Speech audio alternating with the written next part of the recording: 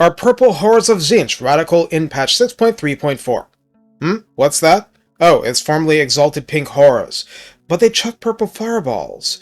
Does not compute. Recruited for 1000 gold equivalent and 250 upkeep. On Ultra they come at 80 entities with 7200 health between them, 90 per entity, 10 better than Pink Horrors. We'll be comparing a lot. Barrier hit points are 1800 rather than 1400 unit wide. Armor of 35 is a bit better, physical resistance 20% is the same. Leadership 75 is even more legit. Speed 38 and charge speed 46 are unchanged. Melee attack begins at 30, a lot better than prior iterations, and each attack is flaming and magical attack, per the norm. Attack interval 4 seconds, and lack of splash damage are the same. Melee defense begins at 38, a massive spike. Weapon strength 32 is split base 22, and armor piercing 10. Charge bonus is 14, and mass is 130. For ranged, ammunition 20 isn't actually better, nor is range 130, but damage is nominally 31, flaming and magical attack again. Each purple fireball inflicts base 17 and armor piercing 7 damage. Both values are 2 better than Pink Horrors, but the armor piercing is what pops out to me.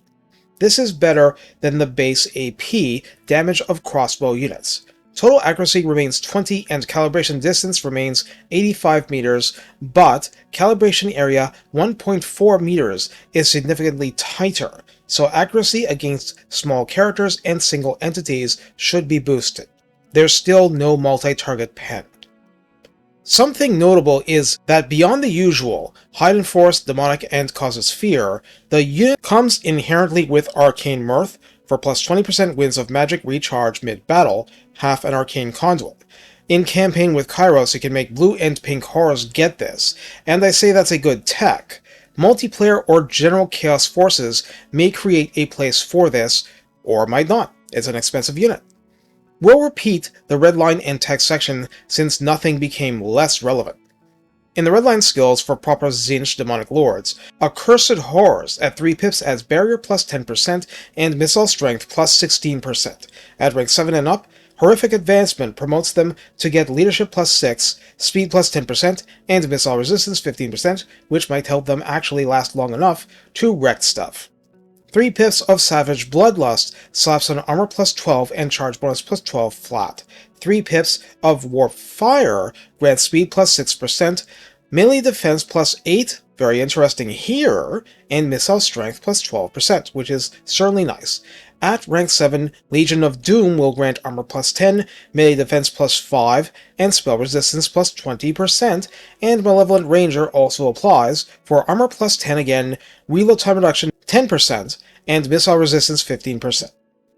In the mainline Tzeentch tech tree, Locus of Transmogrification grants plus 2 recruit rank, which adds up since you might recruit a lot of these, but they are expensive.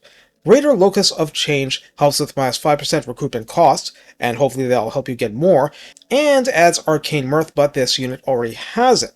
Moving on. Exalted Locus of Conjuration provides plus 25% weapon strength and plus 25% ammunition. This makes it much harder to run out of purple fireballs. So how do we use Exalted Pink Horrors of Tzeentch? Since you're taking 2 turns to recruit them properly, it's not simply a question of, are they better than Pink Horrors? The answer is of course yes. Are they so much better that you want to bleed upkeep on armies filled with them? That's a more complex question. It's also the main question we should be asking. Having said that, yeah, with Chaos Lords, you could get them with melee defense 55 and up or something ridiculous like that. Edge case, but absolutely possible. The reason I didn't want to use them earlier in the game's life cycle is very simple. Kairos' economy was markedly worse than it is now, and they saw their main job as being missile troops, but their improvements in melee outstripped their modest but significant improvements for ranged combat. In other words, if they mugged an Empire crossbowman unit at melee range, they'd win by a mile. It's not even close. But is that what you really brought them for? That was my issue. Well, that and in campaign I just got Arcane Mirth for every other horror unit, so that part didn't matter for long. But the economy is better now, so there. calibration area being significantly tighter, and that's with the rank 0 version since total accuracy rises with veterancy anyway. This is the better unit at burning down characters, like squirrely elven archer footlords and heroes. It's still not fun fighting a dinosaur at range with them, but it'll be a lot less futile feeling than with the other horrors. But I'd be remiss not to spend a moment on magical support, and this will apply to the other horrors too. For lore of Tzeentch, or just Tzeentch generally, Warp Flame effects passively benefit Exalted fireballs, and you should exploit that.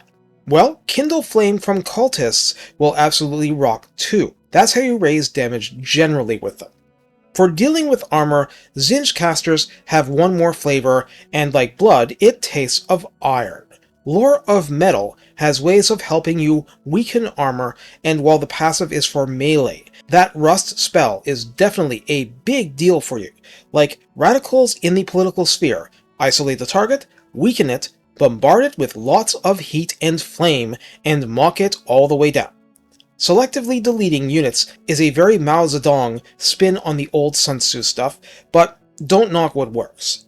When the fireballs bite deeper and are more accurate to start with, that makes piling on with reducing enemy armor all that much more important. That's all I have for Purple Horrors. Take care, have fun erasing the very notion of a purple dinosaur from the collective memory of humanity. I fought Oxyotl way too much as Kairos after Immortal Empires launched, so the association comes easily to my chaos-twisted mind.